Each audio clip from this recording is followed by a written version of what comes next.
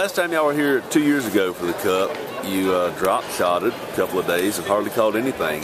Talk about your decision to stick with that technique this time around, and where did you get the confidence to try it again, and what made the difference this time for you? Yeah, 2 years ago, I didn't do any interviews after the Cup. I only caught one fish in 2 days. I drop-shotted a lot 2 years ago, and that was about it. I didn't employ the fish head spin. I didn't really understand that bait that well at the time, which I would have, and some other things. But my biggest issue 2 years ago was fishing too shallow. I could find fish in 20 foot, but they just couldn't get them to bite. And I got hung up trying to figure out how to get them. I thought I just had to keep changing my colors and doing all kind of little adjustments to get them to bite, but really it was the depth. I needed to get out a little deeper, and I needed to include some other tactics other than just a drop shot.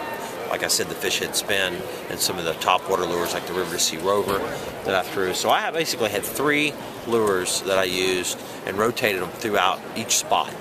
And some places I would catch them on a drop shot only, some places I'd catch them on the fish head spin, and then some I'd catch them on the River Sea Rover. So I just stayed loose, just kept moving around the lake a lot, probably fished 40 or 50 places just today.